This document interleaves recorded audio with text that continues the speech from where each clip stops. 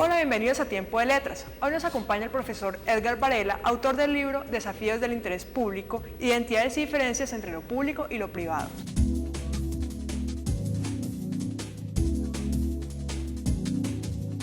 ¿Por qué el título de este libro? Bueno, este libro lo escribí con la idea de crear un análisis teórico sobre la relación público-privado porque me parece un tema central en el campo en el que yo trabajo, que es el de políticas públicas, y desafíos porque creo que hay una gran cantidad de interrogantes y de problemas que no son de fácil consenso en la sociedad para preservar algo que en teoría todos defendemos, que es el interés público. Todos estamos de boca para afuera diciendo que estamos a favor de lo público, pero uno en la realidad mira y hay muchos conflictos de intereses entre lo privado y lo público o entre diferentes niveles de lo público. Entonces, en ese sentido, el libro se plantea una serie de problemas que en mi opinión son desafíos de tipo teórico, pero también de tipo práctico.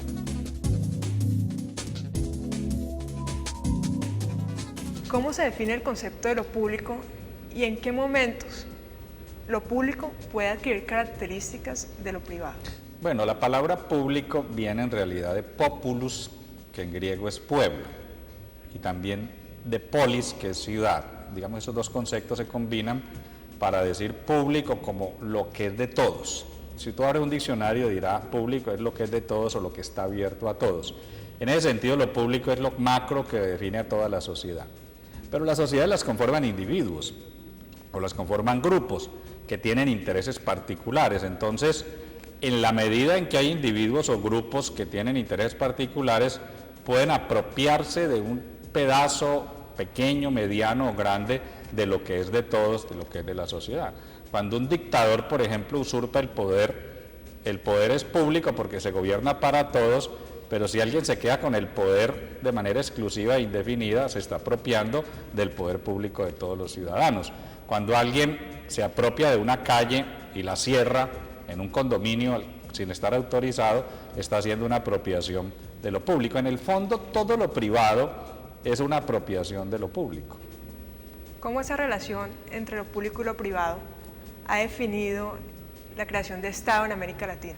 Bueno, en América Latina el Estado fue creado por los españoles en la época de la conquista y la colonia bajo un modelo bastante privatizado y patrimonial, como técnicamente se le denomina, que consistía en que el rey, las familias ricas, la iglesia, tenían el control y el usufructo de los bienes y el patrimonio público. Luego, con la independencia, cuando se da todo el proceso de las repúblicas liberales, en América Latina hubo desde siempre bastante liberalismo en el sentido filosófico, es decir, una exaltación muy alta del papel de lo privado y de la individualidad.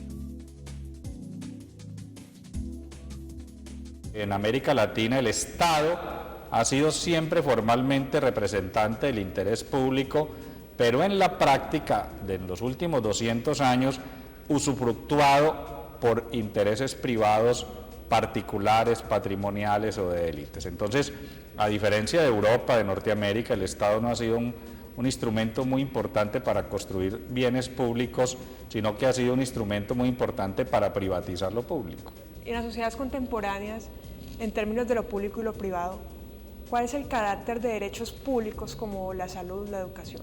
En los países más desarrollados hay una idea muy fuerte de que los derechos sociales son para todos, es lo que llaman técnicamente universalidad de los derechos. Eso se construyó desde el principio del siglo XX, más o menos hasta los años 80, que fue toda una etapa en donde el capitalismo en Occidente protegió bastante los derechos sociales como bienes públicos. Pero desde los años 80 para acá, es decir, los últimos 30 años, lo que se llama coloquialmente neoliberalismo ha implicado una rectificación sustancial porque se hacen bienes públicos como bienes mercantiles. Si tú vas a ver el modelo colombiano, que también existe en buena parte de América Latina en salud, la gente tiene que pagar por los derechos de salud, tiene que afiliarse a empresas prestatarias y existen numerosos mecanismos para que la salud se convierta en mercancía. Igual ocurre con la educación, con la vivienda y con otros campos que antes eran proveídos por el Estado con un principio de universalidad y en muchos casos con un principio de gratuidad o de cobro subsidiado. Hoy todavía hay un valor muy alto de que la salud, la educación, el hábitat, la vivienda son bienes públicos, pero está esto cruzado por la idea de que son bienes públicos mercantiles y que por lo tanto hay que pagar por ellos, o la sociedad debe buscar mecanismos a través de los cuales las empresas los provean manteniendo una rentabilidad. Si tú vas a Washington, al frente de la Casa Blanca observas los tugurios a la orilla del río Potomac, donde los inmigrantes afroamericanos y los latinos tienen viviendas precarias. Estamos hablando del corazón del poder de los Estados Unidos, en donde muchísima marginalidad aún existe. Hoy en día sí es un tema muy importante este tema de los derechos sociales universales como bienes públicos, porque el capitalismo neoliberal los está convirtiendo en bienes privados solo para quienes los puedan pagar. ¿Podría decir que hay una tendencia universal a la negación de lo público? Yo diría que hay una tendencia a privatizar muchos ámbitos de lo público, pero no a negar la totalidad de lo público, porque una sociedad sin el ámbito de lo público no puede existir. Una sociedad sin una serie de niveles macro, que no son mercantiles, como la seguridad nacional, el aparato de justicia, la administración pública, la ciudadanía, los derechos cívicos y ciudadanos, no se puede pensar. Aún en las sociedades más liberalizadas y neoliberales, el Estado y la sociedad como ámbito de lo público sigue siendo como el gran contenedor. Lo que pasa es que en ese marco del gran contenedor hay cada vez más esferas y espacios que se privatizan y se vuelven negocios de acumulación de capital, y eso va restringiendo el acceso y la universalidad de los derechos de la ciudadanía, de los derechos sociales. Evidentemente sí está ocurriendo una enorme tendencia a reducir los ámbitos de lo público y a privatizar lo público. ¿Cómo surge el concepto de lo público y lo privado? En mi libro explico que la dicotomía público-privado nunca siempre ha estado presente, solamente en ciertas etapas, que lo público es lo que primero existió. Las sociedades humanas surgen en tribus, en aldeas, en estados imperiales como ámbitos de lo público, y curiosamente durante milenios, en los primeros estadios de la civilización humana, no había sentido de lo privado. En una tribu, en una comunidad antigua o aldeana, no hay privaticidad, los individuos no se sienten a sí mismos como individuos, sino como parte de la familia, como parte de una entidad sanguínea o territorial mucho más grande. Y en la Edad Media misma, la idea de que tengo derechos privados o de que soy un ciudadano o un sujeto con derechos privados es algo que no se presenta. La creación de lo privado es el gran aporte de los griegos a la cultura occidental. Los primeros que se plantean la dicotomía pública y privado son los ciudadanos de la polis ateniense. Los primeros que teorizan sobre este tema son los grandes filósofos griegos de la antigüedad, particularmente el gran contribuyente a esta teorización es Aristóteles y toda la corriente aristotélica, y luego, con el surgimiento del capitalismo en Europa desde el siglo XVI y XVII, emerge ampliamente la noción de lo privado, del individuo, y el liberalismo político y económico, que es el sustento teórico de este sentido de lo privado, que con el capitalismo de los últimos 2 siglos se ha convertido en predominante. Pero si uno hiciera una barrida histórica desde los orígenes de la humanidad, notaría que solamente en los últimos 2 siglos hay una importancia de lo privado y la oposición entre lo privado y lo público. Pero del siglo XVIII hacia atrás, las sociedades humanas eran fundamentalmente sociedades entretejidas por lo público y por lo comunitario y no por lo privado.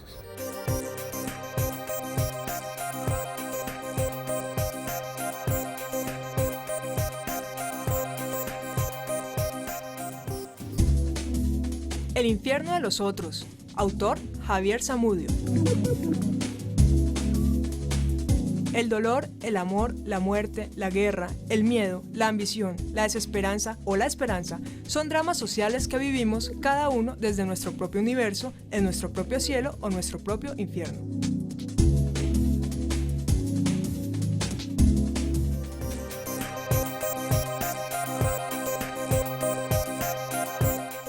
Libros de medicina, matemáticas, química y todas las ciencias. Libros de historia, sociología, música, pintura y las otras artes y humanidades, además de novela, poesía, cuento y todos los géneros literarios. En la editorial de la Universidad del Valle encuentras todo el conocimiento que necesitas. Editorial de la Universidad del Valle.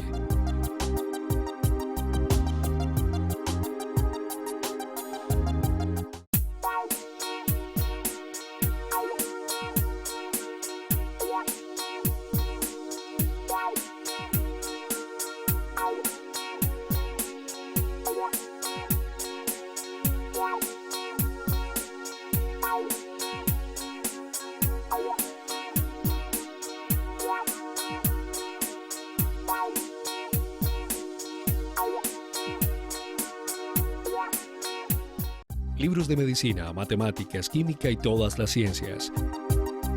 Libros de historia, sociología, música, pintura y las otras artes y humanidades, además de novela, poesía, cuento y todos los géneros literarios. En la editorial de la Universidad del Valle encuentras todo el conocimiento que necesitas. Editorial de la Universidad del Valle.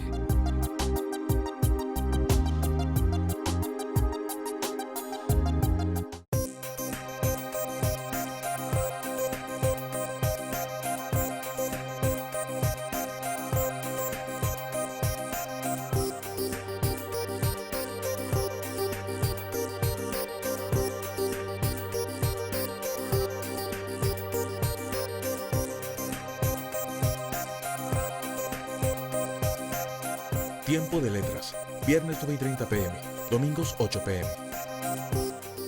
Las mejores publicaciones están en un solo lugar y al alcance de solo un clic. La librería de la U.com le ofrece más de 14.000 títulos de 70 editoriales. Reciba en cualquier lugar el libro que necesite, cuando usted lo necesite. La librería de la U.com. Libros de medicina, matemáticas, química y todas las ciencias.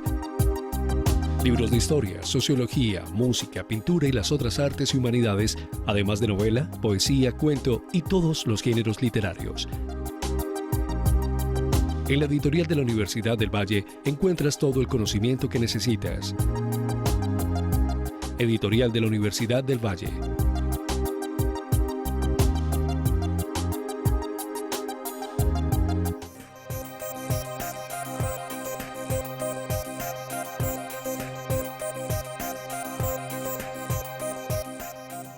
La filosofía y la política en el pluralismo. La metafilosofía del último Rawls. Autor Delfín Ignacio Grueso. Justicia distributiva, para quienes sepan interpretarlo, alude al tipo de equidad que las instituciones e individuos se deben unos a otros para que no colapsen el entorno y el entramado que los determina. Derechos, pero también deberes iguales, sin restricciones, segregaciones o exclusivismos.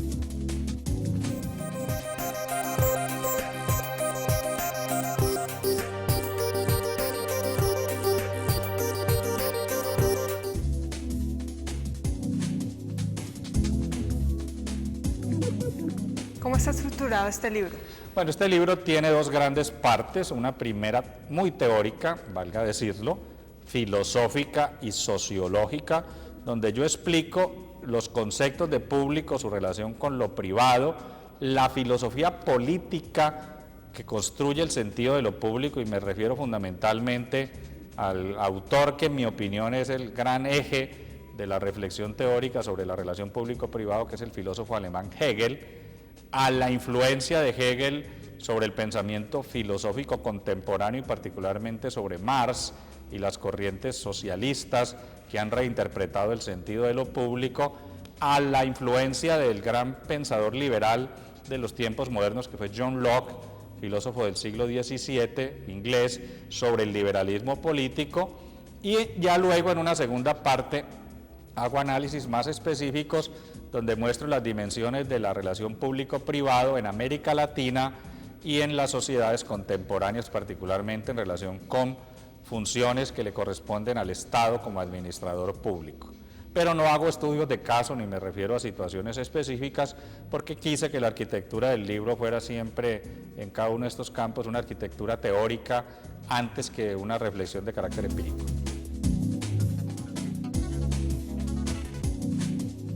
La gestión de los recursos públicos es similar a la gestión de los recursos privados?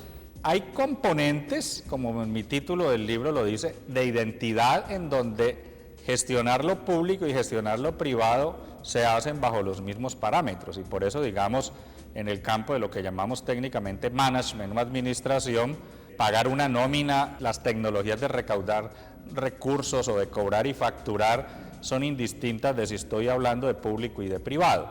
Entonces, digamos que hay un componente de la administración que es común a lo público y a lo privado, pero desde luego hay otro componente, hay otro campo más específico en donde sí existen diferencias.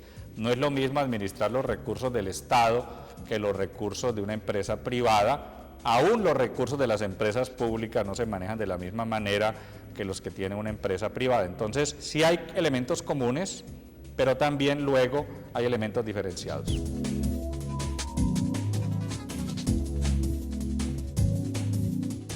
¿A qué público va dirigido este libro? Bueno, este es un libro dirigido a filósofos, politólogos, economistas, administradores y administradores públicos. Debo reconocer que no es un libro de lectura fácil y por lo tanto supone un cierto nivel, al menos estudiantes de últimos años de los pregrados y particularmente estudiantes de formación avanzada y a investigadores.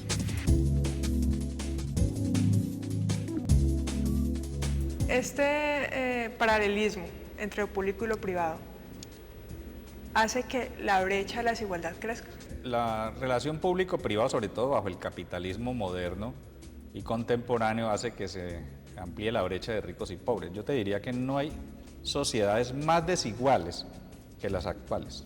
Y en este sentido, se requiere que el Estado cumpla un papel compensatorio y redistributivo y que garantice el interés público. Hoy en día, sin Estado, sin un Estado intervencionista que regule el mercado, que cumpla un papel de intermediación y de corrección de las desigualdades sociales, no se puede pensar en que se preserve el interés público. Por eso es que el neoliberalismo, en su ideología de desmantelamiento del Estado, es tan peligroso, porque lleva a una sociedad en donde hay un grupo minoritario de gente que se enriquece muchísimo de empresas, pero al mismo tiempo quedan personas muy desvalidas. Hoy en día se habla, por ejemplo, de estados fallidos como Somalia, Eritrea y otros, en donde en ausencia del Estado la sociedad se ha retrotraído prácticamente a condiciones tribales y en donde existe una enorme violencia y depredación. Ese es un caso extremo que muestra el papel tan importante que cumple el Estado como garante de la civilización y como garante de los derechos sociales.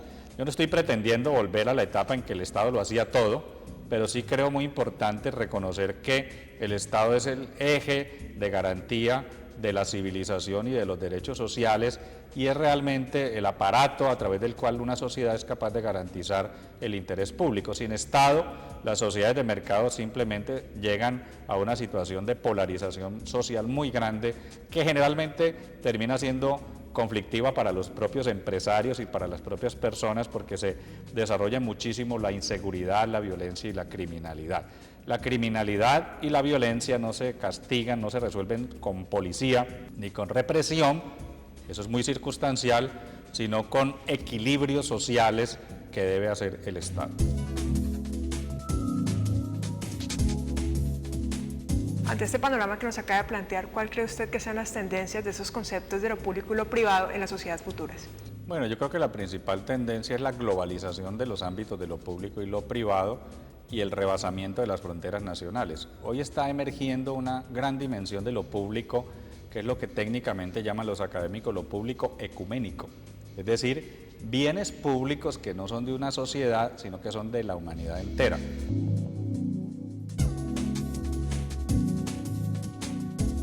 Frente al cambio climático, preservar la temperatura del planeta Tierra tal cual la hemos tenido en los últimos siglos y evitar el calentamiento global es un asunto de interés público planetario.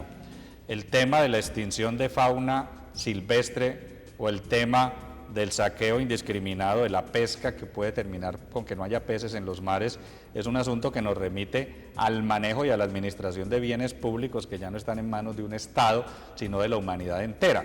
Y el enorme reto que hay hoy es que no hay instituciones políticas para manejar estos asuntos.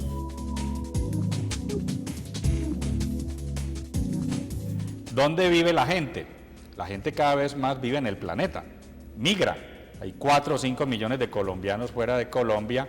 La diáspora de emigración es enorme en el mundo entero y no está claramente regulado cuáles son los derechos de los migrantes. Son generalmente ciudadanos de segunda o de tercera clase, muchos de ellos migrantes ilegales.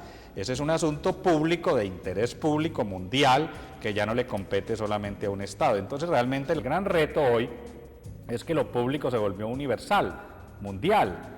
Pero no hay instituciones políticas, a pesar de que haya Naciones Unidas y otros sistemas parecidos, para que haya una regulación igual a la que los estados hacen en cada una de sus jurisdicciones. Entonces, buena parte de la agenda de los temas públicos son temas de agenda global que requieren cooperación entre los países, lo que llaman cooperación multilateral, pero digamos hay un déficit muy grande de instituciones políticas globales frente a los retos y los desafíos que tienen los ámbitos del interés público. El Estado se construyó para resolver problemas de la nación y efectivamente lo resolvió, pero hoy muchos de esos problemas son problemas mundiales y no hay instancias para resolverlos.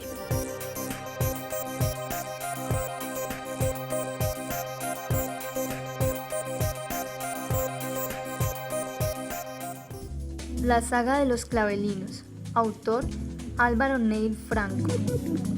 Sus versos nos regalan el paisaje de su infancia y juventud inocente, afectuosas, marcadas por el amor a los hombres, y celebran con cariño y verdad días luminosos y encarnados en un corazón que nos va dando su porción de tiempo sin jamás detenerse en mezquindades.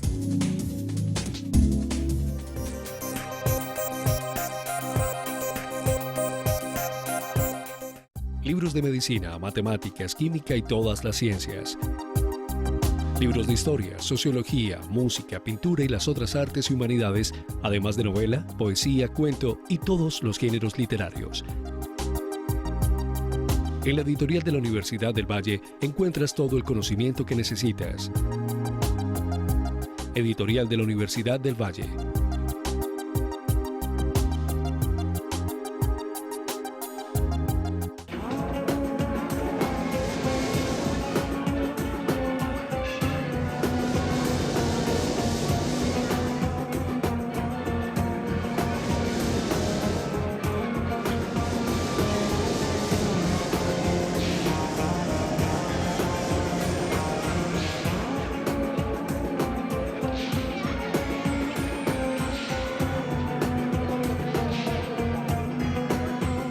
Libros de medicina, matemáticas, química y todas las ciencias.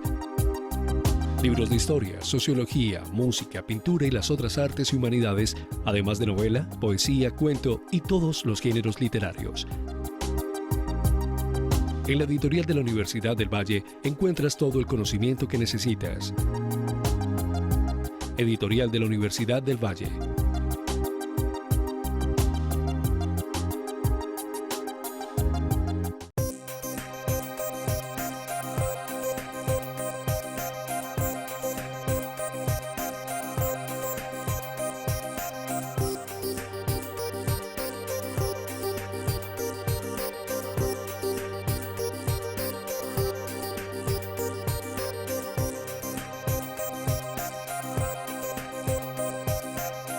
Tiempo de letras. Viernes 9:30 p.m. Domingos 8 p.m. Las mejores publicaciones están en un solo lugar y al alcance de solo un clic.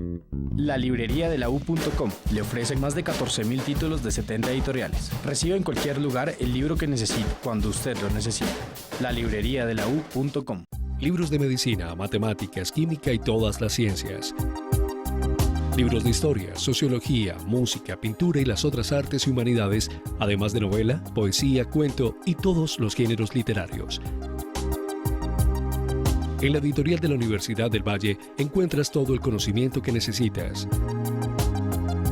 Editorial de la Universidad del Valle.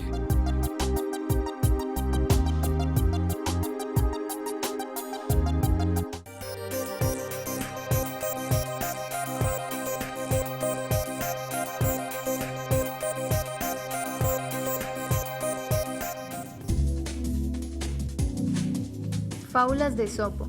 Presentación e ilustraciones, César Arturo Castillo. La fábula es un relato de poca extensión, en prosa o en verso, que se propone instruir, destacar una verdad, enunciar un precepto con la ayuda de una historieta que ilustra un caso dado y cuya conclusión lógica tiene la fuerza de una demostración y el valor de una enseñanza.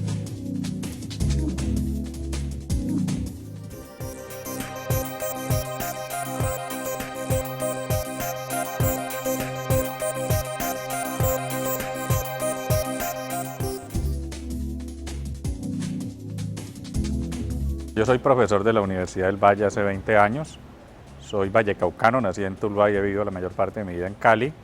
Soy filósofo, en la universidad me gradué en los años 70 en esa profesión, luego estudié la maestría en Historia y finalmente hice un doctorado en Administración en la Universidad de Montreal, en Canadá.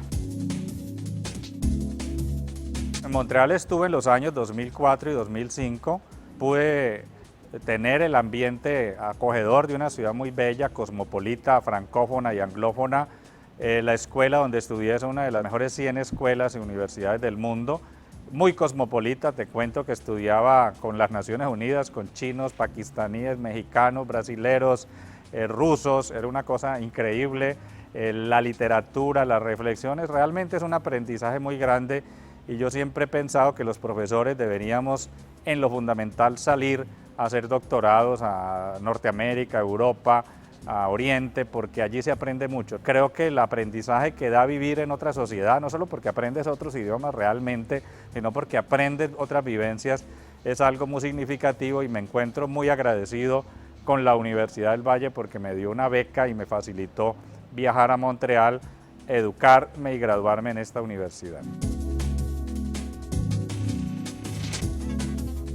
Me interesó desde el colegio, cuando recibí las primeras clases, tuve un interés muy profundo en este tipo de temas que espero no haber abandonado a lo largo de mi vida, a pesar de que luego me dedicaba a asuntos más aplicados como los de la administración y particularmente la administración y las políticas públicas. Yo me interesé desde muy joven por los temas políticos colombianos, mi papá fue militante del Partido Liberal y activista y probablemente eso influyó bastante en mí.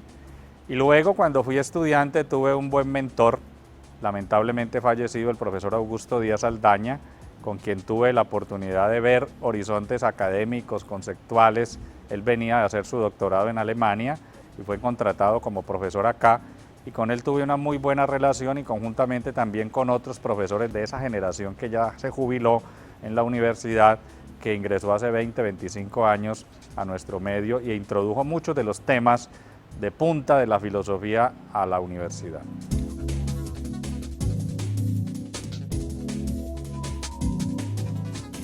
La filosofía puede ser exegética, que significa analizar textos y teorías, o puede ser aplicada, que significa mirar filosóficamente problemas sociales. A mí siempre me ha interesado lo segundo más que lo primero, y por eso estoy en una facultad de administración y mis libros y mis trabajos versan sobre asuntos de política pública, porque no me interesa la filosofía en sí misma, no pretendo hacer desarrollos teóricos en el campo de la filosofía política, que es el campo en el que trabajo, sino más bien en las políticas públicas desde una perspectiva filosófica. Espero continuar un tiempo más, por supuesto, como directivo, pero me veo como un académico que llegará luego a su facultad a continuar liderando grupos de investigación y trabajos y particularmente me interesa mucho contribuir al Instituto de Prospectiva que la facultad tiene y que acaba de crearse y al doctorado en Administración.